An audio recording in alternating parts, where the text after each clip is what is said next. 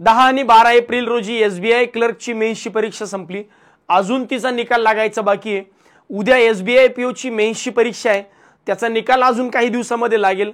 यापूर्वीच आज सकाळी मंथली गायडन्स सेशन घेतलं, त्यात पण मी सांगितलं होतं की एसबीआयची क्लर्कची आणि पीओची यावर्षी पुन्हा एक नवीन जाहिरात येऊ शकते।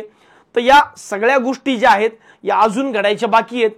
आणि आज मी टेलिग्रामवर एक माहिती इन्फॉर्मेशन टाकली होती, त्या टेलिग्रामवर मी सांगताना सांगितलं होतं किंवा ॲक्च्युअली तो एका पेपरचं न्यूजपेपरची इन्फॉर्मेशन होती की यावर्षी म्हणजे फिस्कल इयर फायनान्शियल इयर 2026 मध्ये एसबीआय पुन्हा 18,000 जागांची रिक्रुटमेंट करते, जी या दशकातली सगळ्यात मोठी रिक्रुटमेंट असू शकते म्हणजे असणार आहे, असं एसबीआयचे जे चेअरमन आहेत सध्याचे CS शेट्टी साहेब त्यांनी हे स्टेटमेंट दिलं होतं।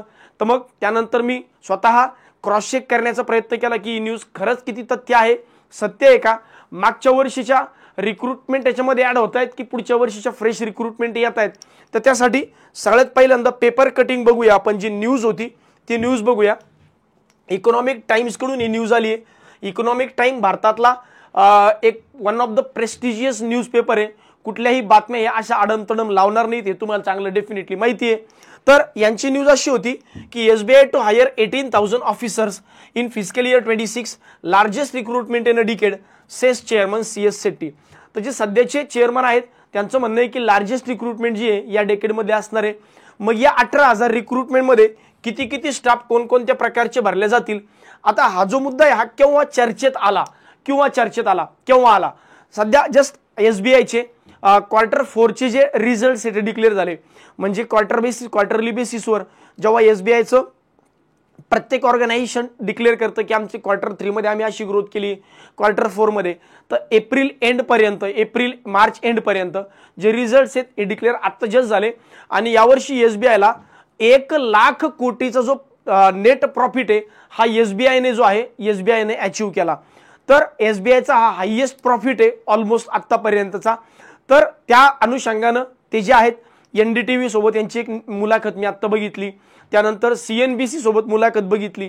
तर या दोन्ही मुलाखतीमध्ये त्यांचं तेच सांगणं चाललं होतं की आमच्या अशा पद्धतीने ग्रोथचे आकडे आहेत, इयरली आम्ही जवळपास 17-18% ग्रोथ करतोय आणि इयर ऑन इयर बेसिसवर एसबीआय आता एक्सपांड होत चालली आहे, मोठं ऑर्गनायझेशन होत चाललंय। तर भविष्यामध्ये आम्हाला वर्कफोर्सची गरज आहे, नवीन एम्प्लॉईज आम्ही जे आहेत ते आम्ही हायर करण्याचा प्रयत्न करतोय। तर मग या 18,000 रिक्रुटमेंट कधी होणार आहे, तर ऑफकोर्स ही पुढच्या वर्षीची रिक्रुटमेंट आहे, म्हणजे प्रपोज्ड रिक्रुटमेंट आहे। ही मागच्या वर्षीची रिक्रुटमेंट नाहीये, ही पुढच्या वर्षीची रिक्रुटमेंट आहे। मग याच्यामध्ये किती किती लोक घेऊ शकतात, तर त्यांचं म्हणणं आहे 13,000 ते 14,000 क्लरिकल स्टाफ आणि 3,000 प्रोबेशनरी ऑफिसर आणि लोकल बँक ऑफिसर। बघा एसबीआयची CBOची ॲड येते सर्कल बेस ऑफिसरची, तर त्या circle base officer plus probationary officer अशी मिळून एक 3,000 एम्प्लॉईज आहेत आम्ही हायर करण्याचा प्रयत्न करतोय ऑफिसर कॅडरमधून। आणि 13,000 ते 14,000 मी त्यानंतर बाय फर्गेशन पण टाकलं होतं, की तुम्हाला बाय फर्गेशन पण दिसत असेल बघा की our total recruitment across categories is about 18,000 people, out of which around 13,500 to 14,000 will be clerical recruitment, 3,000 will be probationary officers and local base officers, said CS Shetty chairman on SBI on Saturday in response to a query BFSI during Q4 financial 25 post earning media interaction। तर 3 मेला शनिवारी 3 मेला जेव्हा या एसबीआयचा Q4 चे result declare झाले आणि जेव्हा वेगवेगळ्या मीडिया सोबत CS शेट्टी बोलत होते तेव्हा त्यांनी हा मुद्दा जो आहे हा सांगितलाय। त्यामुळे एक तर नक्की आहे की चांगली अपॉर्च्युनिटी भविष्यात येणार आहे, त्यामुळे आता आपल्या तलवारी घासून ठेवायचं योग्य वेळ आलाय, कारण तसंही पुढे RRBचे एक्झाम्स आहेत, IBPS PO आहे, IBPS क्लर्क आहे आणि एसबीआयने या माध्यमातून एक चांगली गोड बातमी देऊन आता अजून जोमानं तयारी करण्यासाठी एक पुश तुम्हाला दिलाय।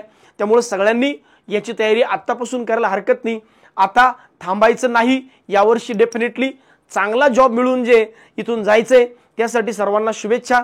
बाकी स्टडी प्लॅन जो आहे हा ऑलरेडी दिलाय, त्या स्टडी प्लॅनच्या अनुषंगानं RRB साठी तयारी करणं चालू ठेवा। भविष्यातल्या अपकमिंग अपॉर्च्युनिटीज जसं येतील तसं आम्ही देत राहू। बाकी व्हिडिओ कसा वाटला कमेंट बॉक्समध्ये टाका, लाईक शेअर करायला मात्र विसरू नका। धन्यवाद।